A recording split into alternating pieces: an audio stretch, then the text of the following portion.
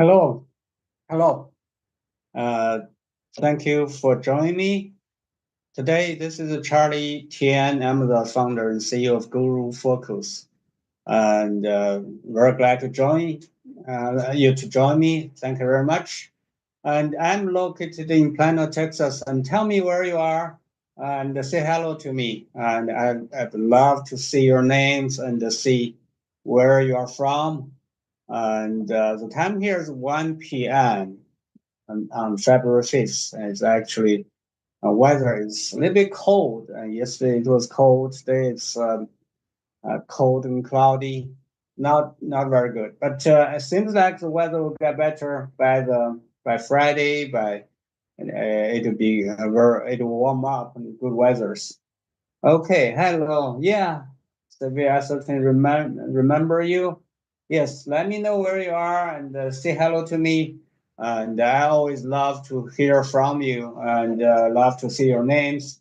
And as always, during my talk, feel free to ask questions, any questions you want to ask, and I will try my best to respond to your questions regarding to the market, regarding to how to use GuruFocus, and lots of new features we have been releasing, we have been developing, we're working on, and yeah, lots of things. And feel free to ask me any questions.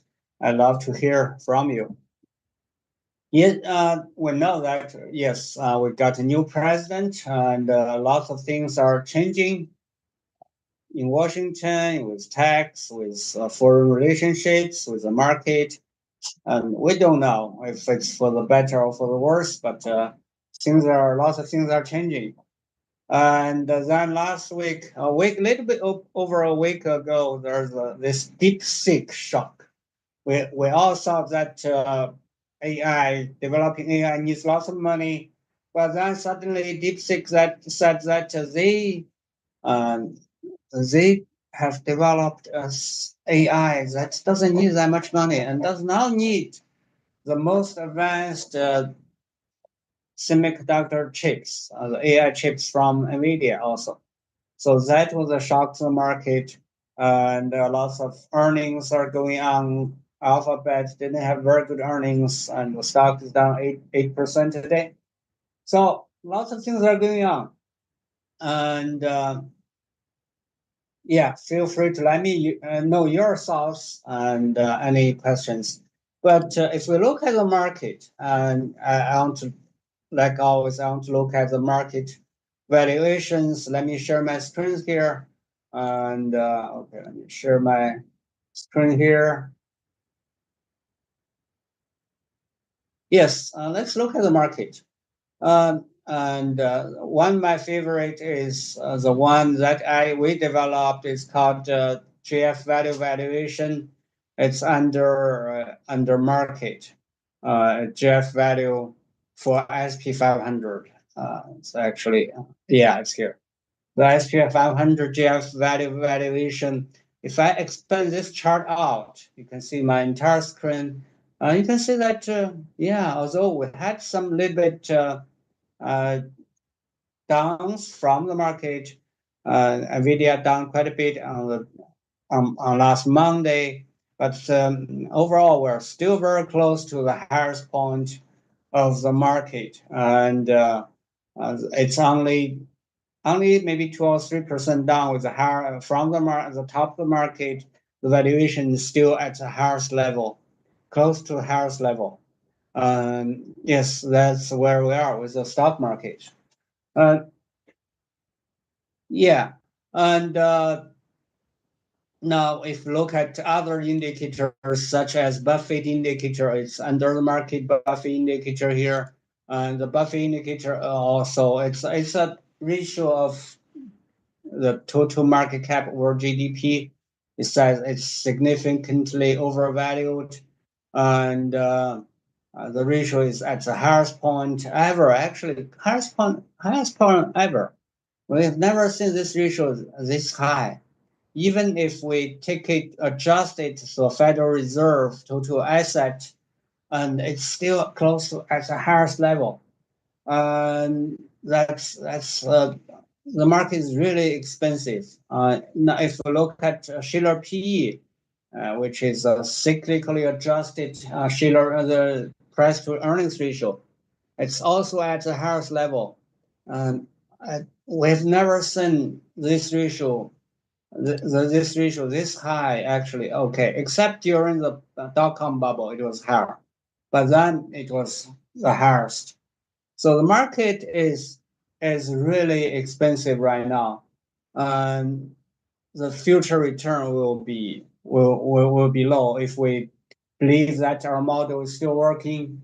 And yeah, that's where the market is. And we have over time, we have been working on this all the time, that we're developing new features. For new features, please look at here, the tutorials. We have a change log. This change log will show you what we are working on and what we have released. The most recent release is that we have released the for screeners. If I come to GuruFocus.com for screeners, we have added some new features for all-in-one screener, new filters. Our all-in-one screener is already extremely powerful. We have hundreds of filters covering different aspects of the company and stocks. The fundamental tab with all these fundamental related filters, ROE, ROA, the growth, ROC, return on equity, return on tangible assets, and market cap and rankings. Now we have the valuation tab, but with all kinds of ratios, PE, PS, anything you can think of. And the most recently, we have added some technical related tabs on the filters. I personally never use those, but our users are requesting them, so we added them. The most recent one we added is 20-day EMA. EMA, I think, stands for exponential market average. I think exponential market average. A move average, exponential move average, and SM is simple move average. With all these, some golden cross and death cross, I don't know what they are. Actually, I never use them, but our users requested them, and we added them. I hope that it's useful for you. And that some filters we added. For most filters, fundamental related filters, if we don't have it, you can always create it with customized tool here. It's one of the all-in-one screener features. And for the views here for the stocks that you get, if you want to look at other parameters like ROE for ROC, for example, you just click on the little eyes here, and it will appear. It will add another column here and appear the values. You can also filter with a historical filter, which a lot of people don't know, although we have this for years. You can filter for revenue, for example, last from 2022 to now, grow 5% year over year every year. You can filter for that. If it also certain quantity, also you can filter for the ones that are declining. Let's see if one filter for companies that has been growing their revenue from 2022 every year over year, every year. And that, let's see what stocks we get. Yeah, we already got some stocks. Yes. Yeah, we got ASML. This company has been growing revenue 10% at least year over year, every year. And like now, ServiceNow, Adobe, AMD, Intuit, Shopify, PDD, which is a Chinese online retailer, and Meli, which is interesting, South American online retailer and the payment gateway. I personally own this stock. And the team, CMG, Chipotle, all these companies that has been growing fast, and you can year over year, not just average growth. For average growth, we have a tab too. You can loss of average growth. They are calculated with a compound average growth rate. That you can use this first, but if you want the year over year, you want to use our historical historical data filter, which works for that purpose. That's a powerful screener we have. Let me see what questions we get. A PEG ratio. Is there a tab or standard filter? Yeah, we have a filter for that. If you just tap PEG here, if you don't know where a filter is, you just use a search filters, search box here, and click on that. It will take you to the filter, highlight it. You can, of course, you want, for example, PEG between 0.8 to 1, you just add it, and a few companies will meet your requirement, including the filters I added before. For instance, here I had a historic filter. If I disable it, and that filter will not have an effect on your results, then you have a lot more stocks.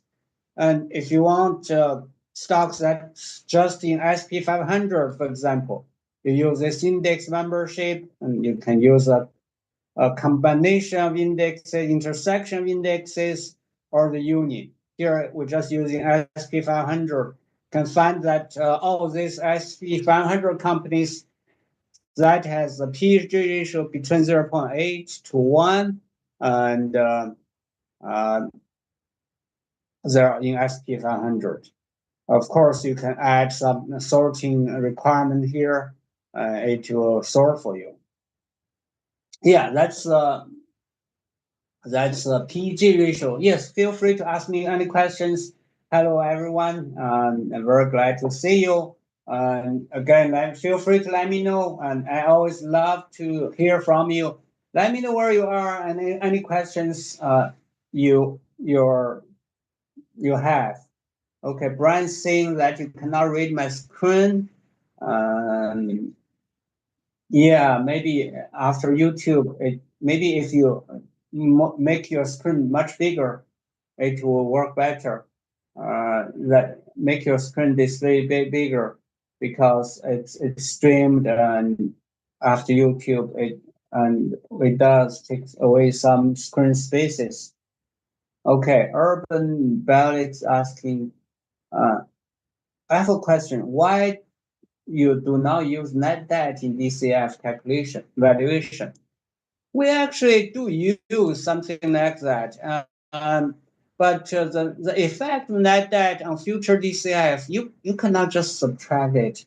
It's more complex than that, and for different companies, you can do different things. We have a tangible book value, which is actually here for you to consider any residual values you think you should adjust. You can you can actually fill in that number here, and just click on add to book value. It will change the valuation you have.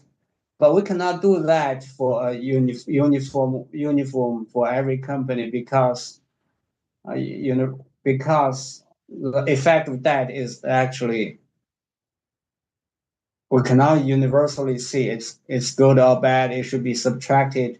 It does help the company to grow. It has its value there in lots of cases. Yeah, that's what I have. Then okay, Demi is asking, if the market is overvalued, do you recommend us to stay in sidelines?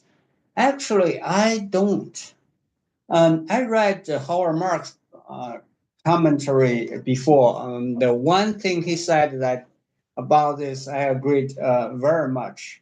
He said that you don't know, you cannot predict the market where the market will go, and even you know that it's overvalued. The market may go down, yes. may go down, but we don't know when, but it may go up also. So there are a few ways of doing it. One way is, you think the market is overvalued, so you stay in the sidelines. You stay on the sidelines, then you're waiting. That's one way of doing it. Another way is you don't care about market if it's overvalued or undervalued. You just invest. You just buy dollar cost average. You just invest. A third way is that you do some changes. You make some adjustments. You make some adjustment based on your perception of market valuation, but you do it. In a very educated way. And so all these three ways, which will work better. I personally feel that if you keep invested and dollar cost average, I think you'll do better. And for myself, I think it will work better also. And it's just so hard to predict the market, impossible. So I think for most people, it's better to keep invested instead of trying to guess where the market when will the market will go down. And even if you guess it correctly, you think the market will crash, yeah, it will crash. But you need to also guess it right on when it will recover to really benefit a lot. Otherwise, you'll be waiting too long, and you'll miss recovery quickly. Also, usually the recovery is also very quick. Yes, that's my thoughts are. Feel free to ask me any questions again. And also stocks. Any stock you want me to check?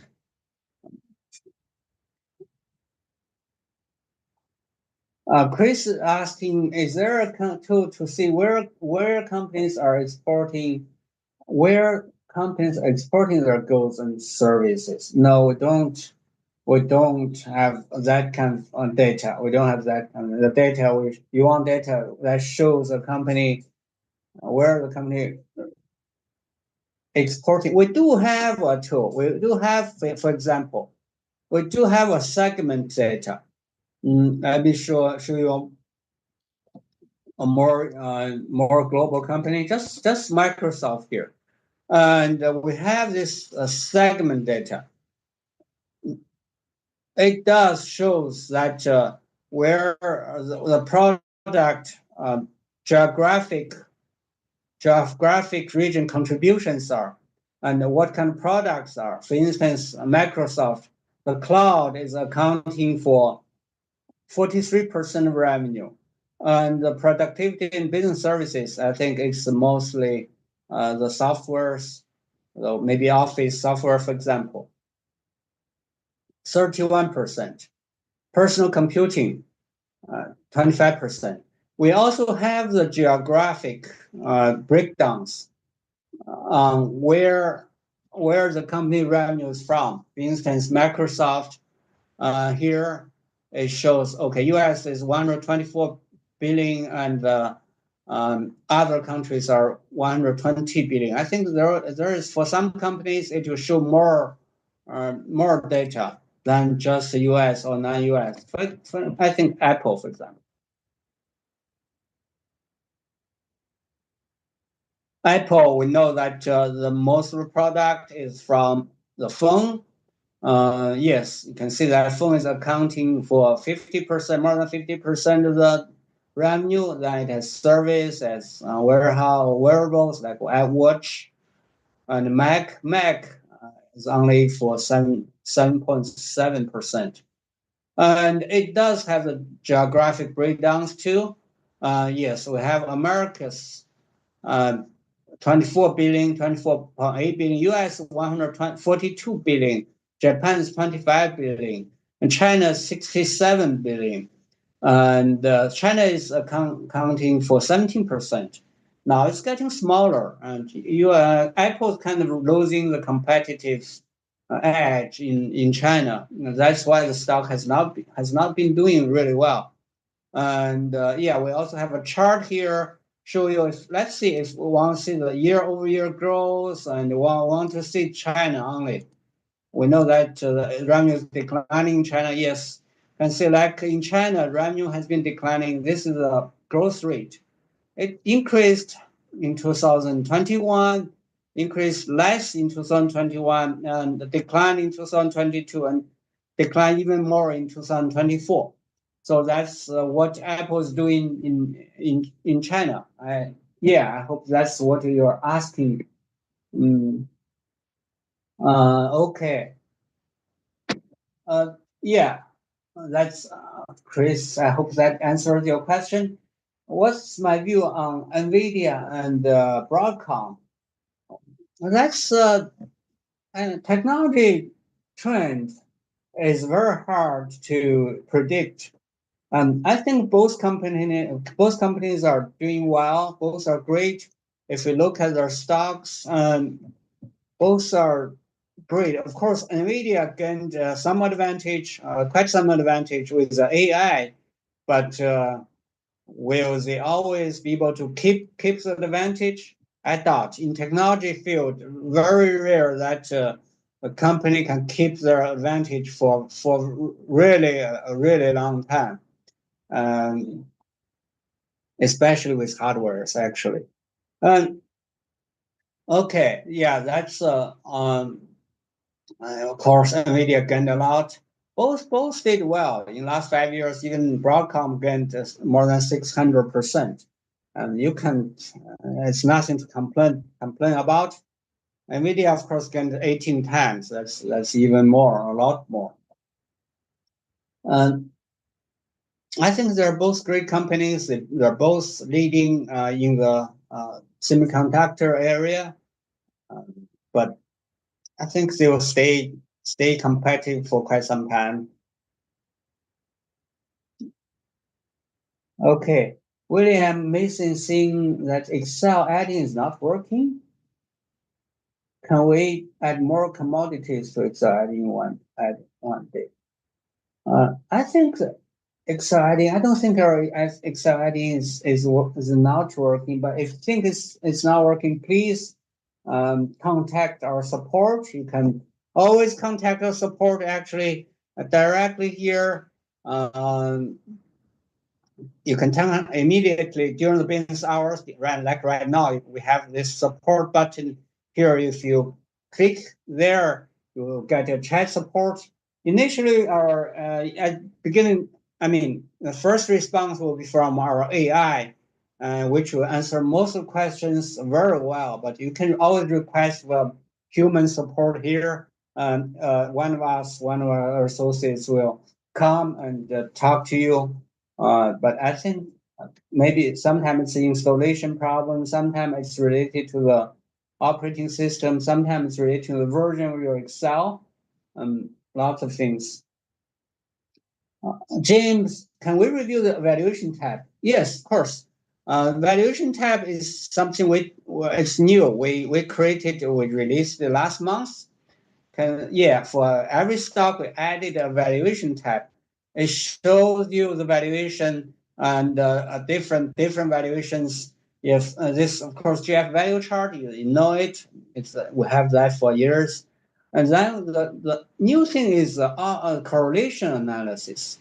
We are trying to find out the correlation between the price and the revenue, price to book, price to, and earnings, price and cash flows. Which parameter has a strongest correlation with the stock price? In Microsoft case, actually, it has strong correlations with all of these parameters, and especially with operating cash flow here. You can see that the stock price has a very close relationship with operating cash flow in Microsoft's case. In some cases, in NVIDIA case, let's see. Let's see the correlation. The correlation, again, it's operating cash flow, but not always the case, I believe. Let's see, Walmart, for example. You can say Walmart, we think it's overvalued. It's quite overvalued, I think. Okay, the strongest correlation is with the revenue. So that's That shows you the correlations, and then from the trend of the parameter. For example, if we will actually add the analyst estimates here for revenue for all these parameters, you can see the trend of revenue. Maybe you can guess the trend of stock price. That's what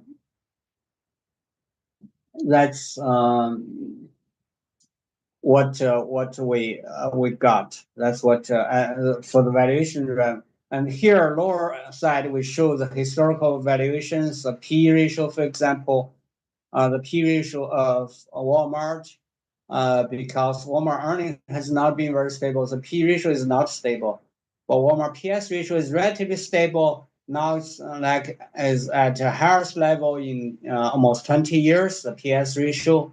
And then the price book ratio is also similar. The dividend yield is the lowest level in almost 20 years. That's what the historical ratios tell us. Then we show some other competitors, GF value chart. Costco is in a similar situation as Walmart. Target is not doing really well, and the growth has been slow. And the Dollar General has been doing poorly.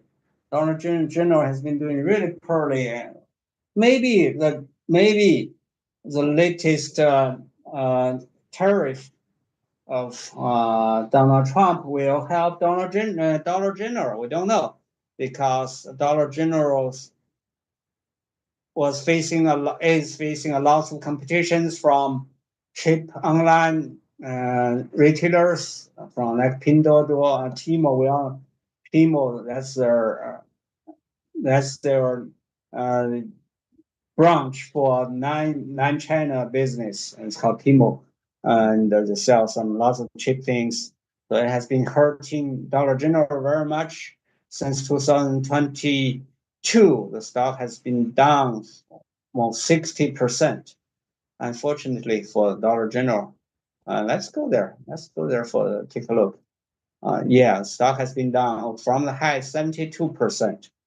It looks significantly undervalued, but when you invest in an undervalued business, you need to be careful to see the trend of the revenue and the trend of the earnings. And I talked about this a value trap in my book. The value trap has certain characteristics. Usually you can see that in their operating margin actually relatively early. Yes, let's take a look at Dollar General's operating margin. Yeah, and here we see the chart, the stock line, the operating margin is the green chart here. The green line here. If I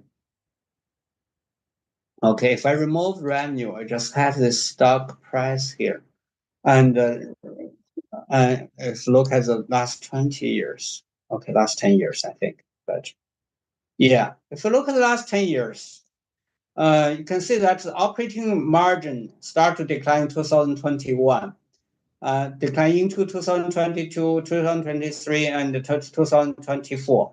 So operating margin has been declining a lot, from 10% to 6%. As their overall margin is small, it's only 10%. Now the margin declined from more than 10% to less than 6%. So 50% of the margin has been gone. In this case, the stock will, of course, it will take a hit. And operating margin usually decline happens earlier than the revenue decline, than the net income decline, and sometimes it's earlier than the stock price declines too. So if you paid attention to the operating margin decline, maybe you sell Dollar General here or here, and you have less loss.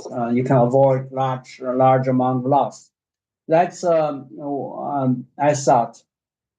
Okay, Jim, I hope that works for you.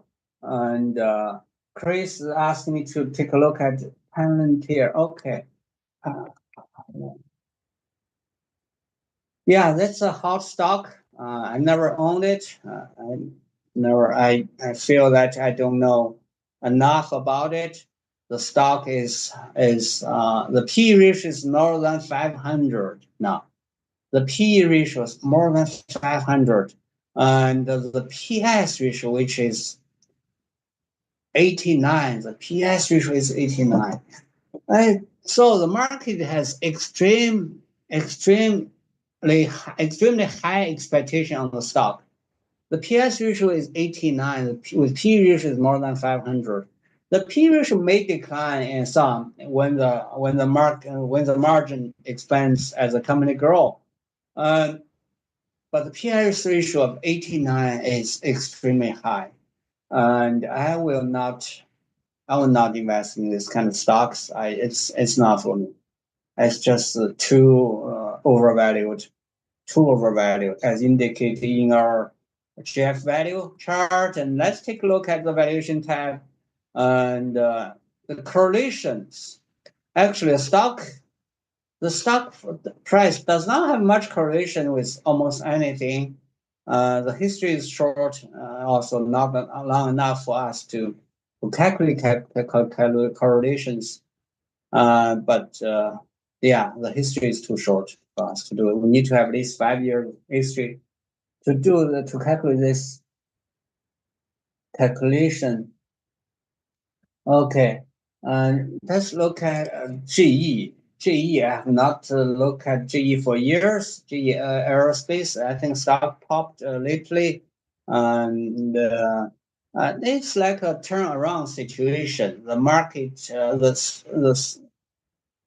I think the spin-off, they sold lots of businesses. It's a turnaround story, and stock has been doing well last 5 years. I don't feel that I know enough to comment on the business. Business is still complicated, I think. Okay, William is commenting that NVIDIA is not going anywhere. Maybe not.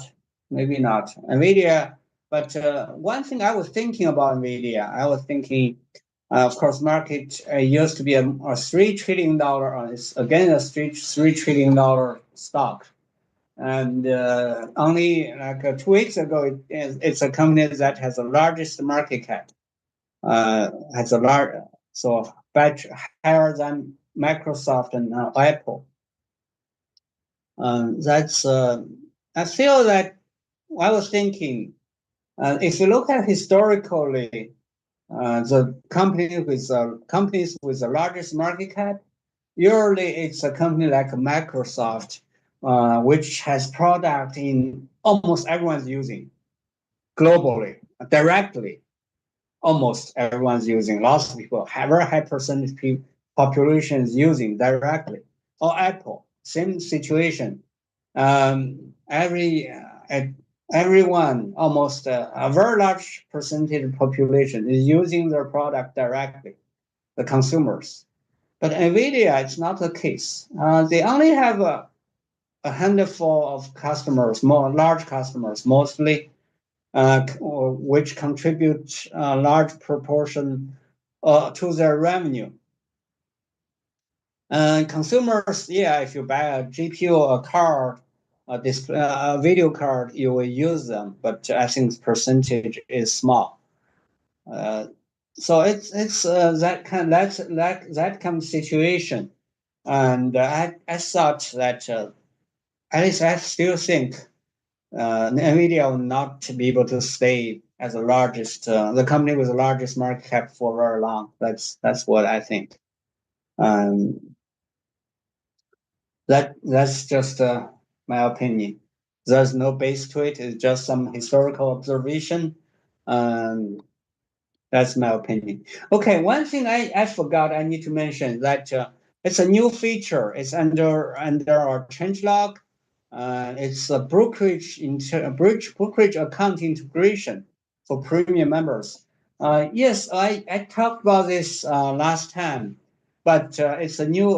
We actually released it completely this time now, and you can upload your own brokerage account real brokerage account and to GuruFocus, and then you'll be able to use our tools to analyze your portfolios, which I think is more powerful than most of your system, I believe. The way of doing it is easy. We have a portfolio tab here, and here we have a link. We added a new link called link to a brokerage account. Just click on that, and it will have a pop-up, let you to choose what brokers you have, like Charles Schwab and Fidelity, Interact Brokers. All the large ones are included, I believe, but not for some smaller ones may not be included. That's Robinhood. If you click on that, it will ask you to enter your user and password. But actually, from this interface on, we have no control. We actually have no information, and you will be interacting directly with your brokers, and you only be asked to enter your username password once, then your portfolio will be uploaded to GuruFocus. Yes, it will update. It will update also every I think every day. Arthur was asking about Interact Brokers. I believe that our response was that you upload it. It may take 3-4 days for the portfolio to come over, but if you do that, if you upload it, then check it out in 3-4 days. Maybe data will come over. That's a specific issue with Interact Brokers. With Schwab or Fidelity, you can get data almost immediately. And I'll also, to make sure that to secure your brokerage account, I suggest you to use a two-step authorization. Always use two-step authorization. It's good for your brokerage account for securities purpose. For example, you can always ask when you log in, you enter user and password. Then the Schwab will send you a text message, send you a code, and in this way you enter again. You will be able to make sure your account is secure, which is very, very important for yourself. So always set up two-step authorization. Yes, okay. Our developer is asking is saying that the Interact Broker issue has been solved. Please give it a try. I created lots of portfolios over time here.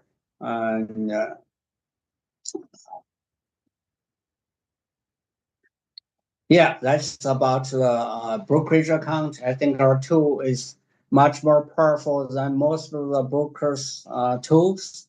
Once you upload your portfolio, you can screen it. You can screen within the portfolio.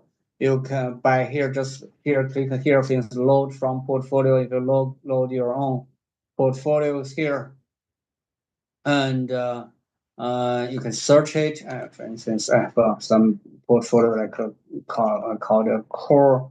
Just search for it. It will load all the companies in that portfolio out here. Then you can analyze it to display all the valuation parameters. You can also filter among it.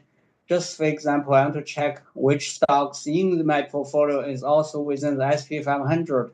I just click on here, and it will show me the stocks that are in SP 500. Okay, also here, there's some up, some down. You can vote for it. You can write notes. You can write notes about the stocks here. In this way, you'll not forget it. Why you like this stock or why you don't like the stock. And it be saved also in your account. Okay. Any other questions? What what's into my favorite portfolio? What's into my favorite portfolio? Can check out my portfolio actually. My portfolio, okay. Lots of my portfolio are from here. I cannot answer it, the way I really want because of the regulations. But my portfolio are mostly from here, from GuruFocus model portfolios. One is the broadest owned portfolio, which is a model portfolio that I set up from 2006. So it has been almost 18 years. It has 18 years of history, and it looks at the broadest owned portfolio for a specific group of gurus. And then it's rebalanced once a year. The portfolio turnover has been low since historically. Last 18 years, the SP 500 gained 383%. My model portfolio gained almost double of that. So on average, it outperformed about 2% a year, 2 to 3% a year.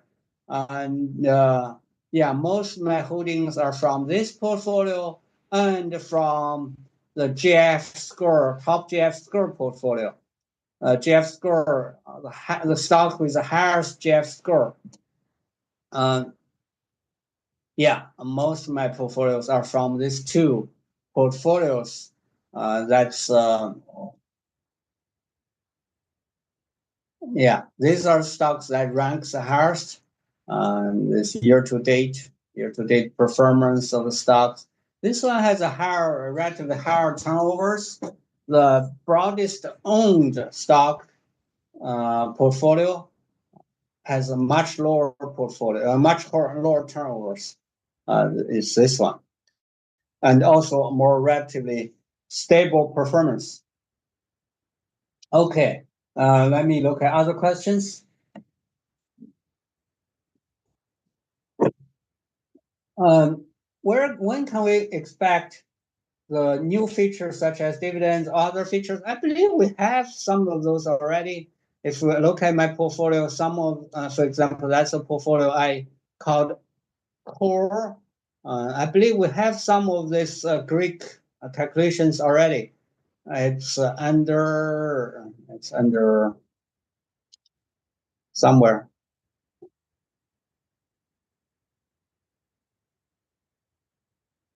Thank you, study issue.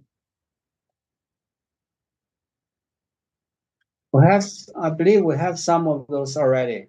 We have it under somewhere. Or it's not here. And we have that for all-in-one screeners, actually. We have that for all-in-one screener. Let me show you where it is in all-in-one screener. And if I just load this portfolio in from the from this I call it core, the one I call core.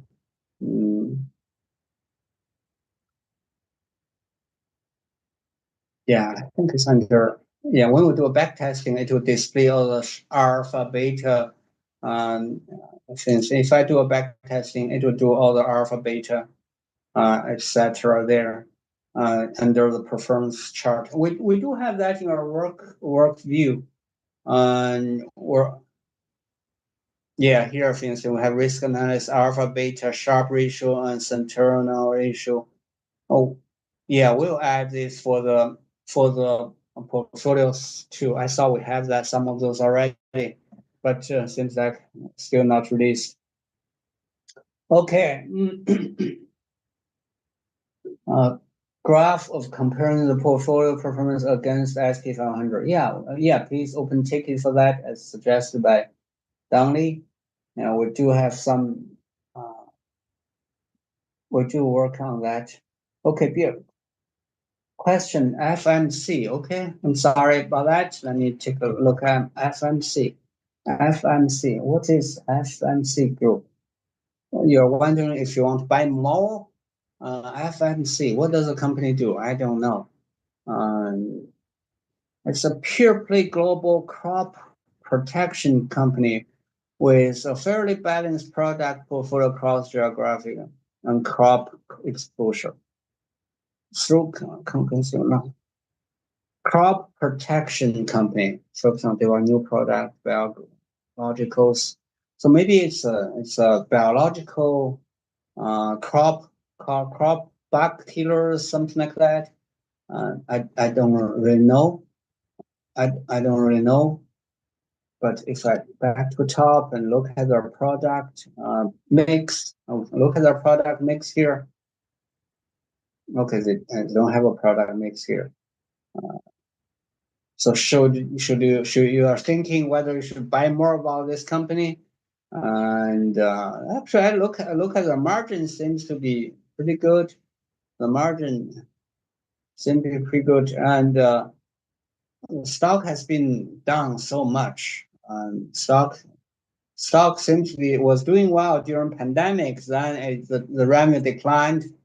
And it's not going back to the pandemic highs for a long time. It seems to be, and yeah, let's take a look at their margins. And I talked about the value trap. Let's take a look at their margin, operating margin. Yeah,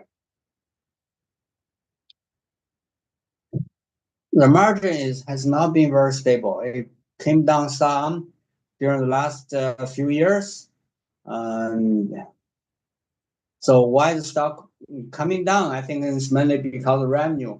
Revenue went down a lot from the pandemic to the business has seems to be cyclical. Business and went down from 1999 came down a lot.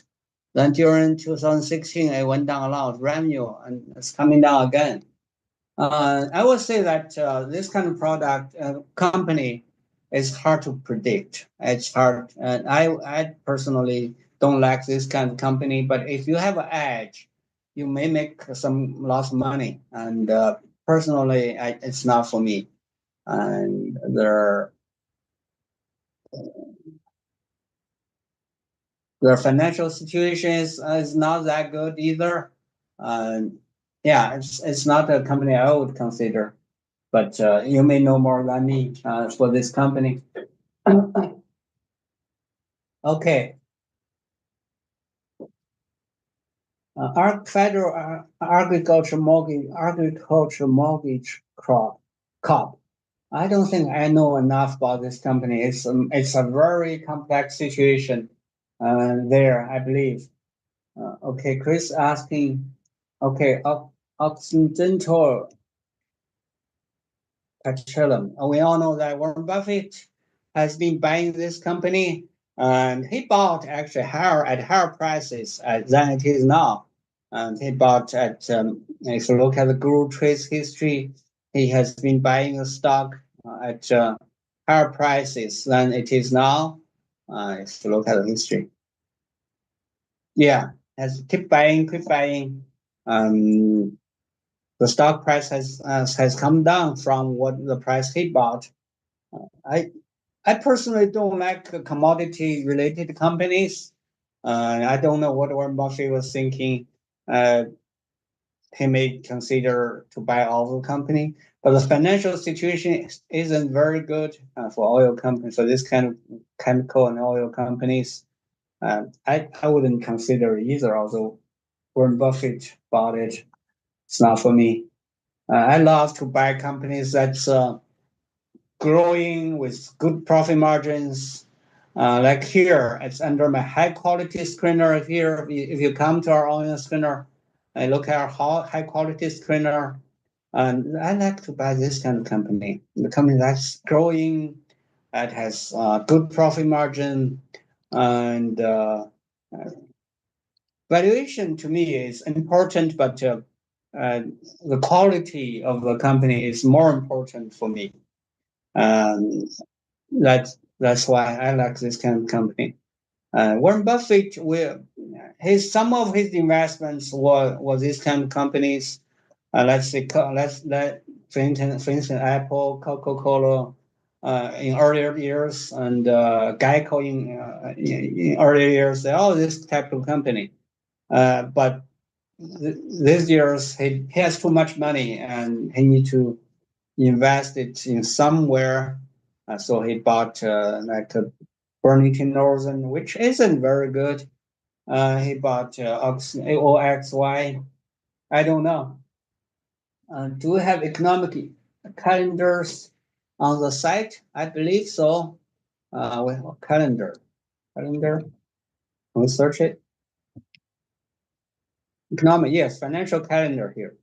We do have a financial calendar page here, and which shows you the dividend payout, the earnings, the day splits, and on each day what's going on each day. Uh, it's under tools. It's under tools, financial calendar. Yeah, when the company will release earnings, it also works for every individual companies. Every individual company at lower right side, we have a financial stock events, shows financial calendars. When the company will release their earnings next time, annual report on February 7th, actually 2 days, general meeting March, and earning results for the first quarter results in May 7th, and transcripts, historical calendars, and also the stock price change during those days. Yeah, that's a financial calendar. It's here. I hope that answered your question. Okay, Ken is asking about Mesa. Mesa, Mesa AVGO. Okay, it's seems to be airlines. Oh no, it's a regional airline. Okay. Yeah, Warren Buffett said something about airlines before. Something like the airline business as a whole has lost more money than overall has lost more money than something I forgot. Overall has always been losing money long term. And unfortunately, he bought some airlines about 10 years ago, I think. And when he bought it, I thought it's a mistake. And then he sold holdings at a loss of being a few $billion, only a few $billion for him is nothing. Yeah, just like Mesa Air. If you are an investor with this company, you have been always losing money. And the company is losing money and revenues not growing, has lots of debt, don't have much cash. Why do I want to invest in this kind of company? It's just too risky. I'll avoid it. Okay, ASML. It's a company that I think has good quality, very high quality, has high competitive advantage, and that's why it has high GF score. And the stock valuation seems to be reasonable. It's lower than the historical valuation. And to be honest, it's I own it in the fund I run, and I think it will do pretty well. Especially valuation is not that crazy. Yeah, I think I can keep its advantage, competitive advantage for quite some time. It's very hard for other companies to get into that market. To the technology barrier so strong, so strong. Yeah, James, thank you for your comment on the airline business. Airline has never been a very good business. It's always been losing money. It needs lots of capital injection, capital expenditures.